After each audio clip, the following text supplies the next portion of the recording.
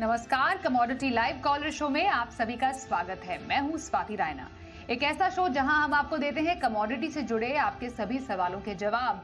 अगर आपने भी कोई ट्रेड किया है या नया ट्रेड करना चाहते हैं तो उठाइए फोन और पूछिए अपना सवाल।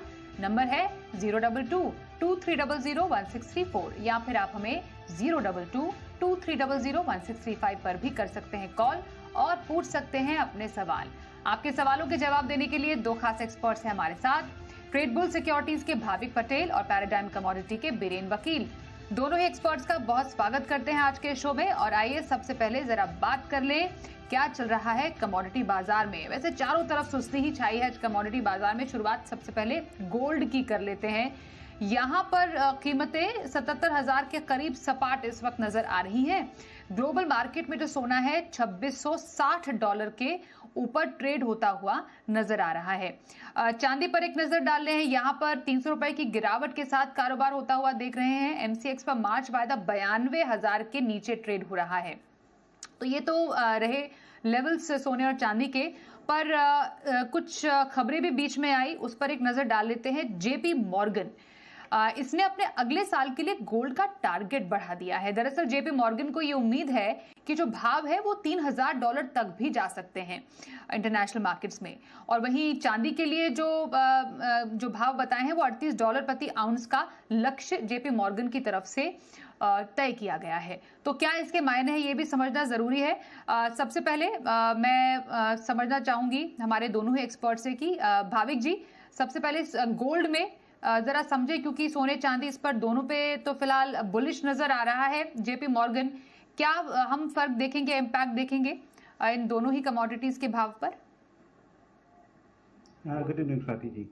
यस, देखिए जो सोने में नवंबर में जो करेक्शन आना चाहिए था लाइफ टाइम हाई के पास, आई थिंक वो आ चुका है। और ऑलरेडी हमने देखा है कि आगे जाके जो ट्रम्प फैक्टर है, अगर वो टैरिफ डालेंगे तो उसकी वजह से भी जो थोड़ी इकोनॉमी है वो थोड़ी रिसेशन में जा सकती है, तो जो गोल्ड के लिए बेहतर रहेगा। और वैसे भी अगर आगे जाके भी थोड़े भी जियोपॉलिटिकल कंसर्न जो कॉन्फ्लिक्ट है वो शायद बढ़े तो उसके लिए भी गोल्ड अच्छा है। और वो हमने आगे भी देखा है कि जब जब फेड के रेट्स कट होते हैं तो वो एक इकोनॉमी के टाइम पे गोल्ड में तेज़ी देखने को मिल रही है। तो आई थिंक ऑलरेडी हमने काफ़ी करेक्शन जो है वो देख चुके हैं। आगे जाके यहाँ से अनलेस एंड अनटिल बहुत डॉलर स्ट्रॉन्ग होता है तो ये हमें लग रहा है कि गोल्ड की जो रैली है वो रुक सकती है। अदरवाइज अभी फिलहाल लग रहा है कि गोल्ड अच्छा सा बेस बना रहा है और शायद जनवरी के बाद हमें थोड़ी और तेज़ी देखने को मिल सकती है। अभी के लिए फिलहाल सोने एक दायरे में ही ट्रेड कर रहा है। लग रहा है कि आई थिंक शॉर्ट टर्म के लिए थोड़े दायरे में ही ट्रेड करेगा। जी, शाम के सत्र के लिए आप गोल्ड में क्या इंपॉर्टेंट टारगेट्स और स्टॉप लॉस आपकी तरफ से सजेस्ट करेंगे आप? देखिए 645 को एक ADP के नॉन फार्म पे के पेरोल आने वाले हैं 8:30 बजे। अगर देखें तो मैन्युफैक्चरिंग सर्विस PMI भी है, तो वो थोड़ा एक फैक्टर ज़रूर करेगी। गोल्ड में थोड़ी वॉलेटिलिटी शाम के सत्र में रह सकती है। बट आई थिंक मुझे लग रहा है कि इवनिंग सेशन में भी बैंक डिप्स की स्ट्रेटेजी रखनी चाहिए कि जहाँ पे नियरली 76,800 के करीब बाय कर सकते हैं। 76,600 के स्टॉप लॉस और टारगेट रहेगा 77,200 का। तो 76,600 एक अच्छा सपोर्ट लग रहा है आज के दिन, और रेजिस्टेंस अगर देखें तो 77,200 लग रहा है। तो ये एक रेंज है 90,000 से 92,500 या 93,000 तक का। ये सपोर्ट लेवल 90,000 का चांदी में, वहीं एक रेजिस्टेंस लेवल जो है 93,000 तक का चांदी में फिलहाल सजेस्ट कर रहे हैं बीरेन जी। आइए अब आगे बढ़ते हैं, देखते हैं कि कच्चे तेल में क्या चल रहा है। यहाँ पर हमने देखा तेजी के साथ कारोबार होता हुआ नजर आ रहा है। मंगलवार को हमने दाम 2.5% तक बढ़ते हुए देखे थे, जो कि 2 हफ्ते में सबसे बड़ी इंट्राडे तेजी देखी गई। ब्रेंट क्रूड $74 के करीब है, तो वहीं घरेलू बाजार में 6,000 रुपए के करीब जो है भाव पहुंचते हुए जरूर नजर आ रहे हैं।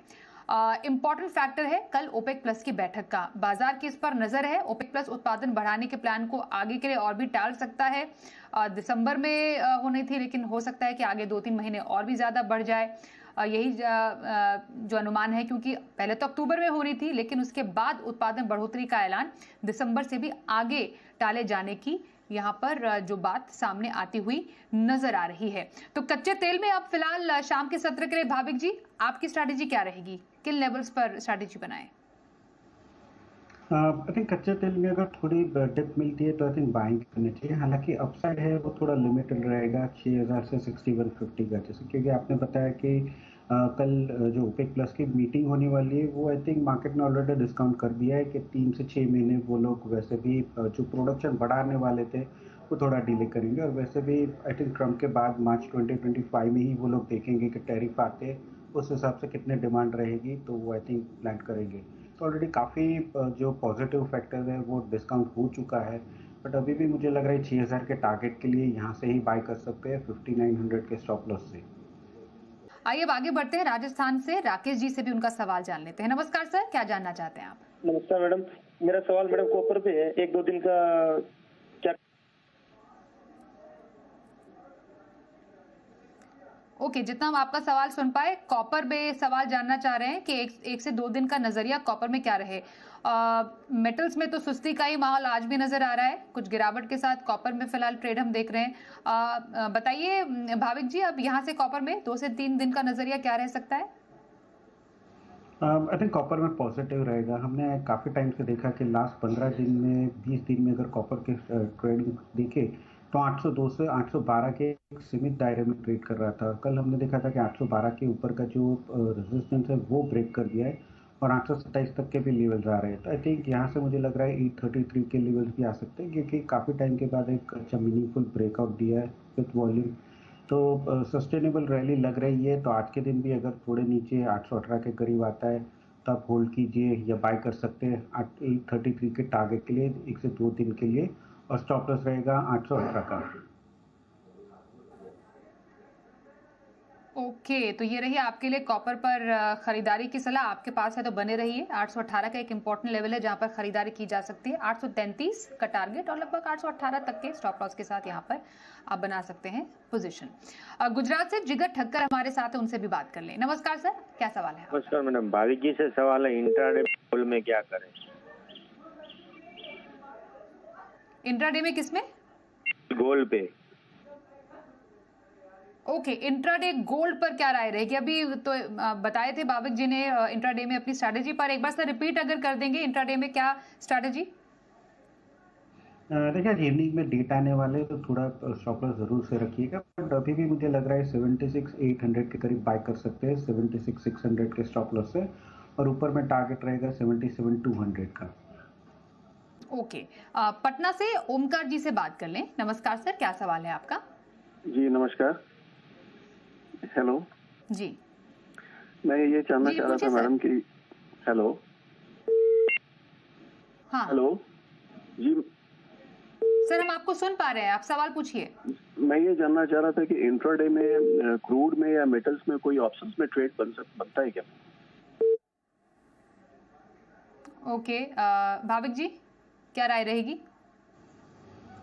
देखिए इंट्राडे में आई थिंक क्रूड में आप 5800 का जो कॉल ऑप्शन है अभी 215 चल रहा है, तो थोड़ा वेट कीजिए। 195 आज इंट्राडे में मिल जाएगा, तो 195 के करीब बाय कर सकते हैं 240 के टारगेट के लिए, और 175 का स्टॉप लॉस रख सकते हैं। तो 5800 का जो 16 दिसंबर का कॉन्ट्रैक्ट है वो एक बार 195 के करीब बाय कर सकते हैं 175 के स्टॉप लॉस से। Thank you so much. हमारे दोनों ही एक्सपर्ट्स का करेंगे बातचीत करने के लिए और दर्शकों के सवालों के जवाब देने के लिए। भाविक जी और बीरेंद्र जी, आपका बहुत बहुत धन्यवाद हमारे साथ इस कार्यक्रम में शामिल होने के लिए।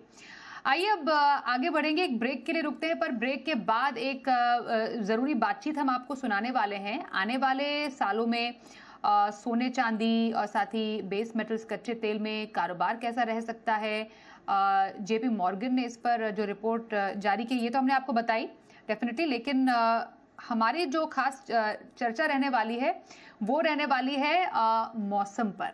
मौसम पर ये चर्चा रहने वाली कि 1901 के बाद नवंबर दूसरा सबसे जो गर्म महीना वो रहा है, और मौसम विभाग ने भी फरवरी तक सामान्य से ज्यादा तापमान का अनुमान भी जताया है, यानी सर्दी में भी तापमान गर्म रहेगा। इसी पर हमने बातचीत की स्काईमेट के प्रेसिडेंट जेपी शर्मा से।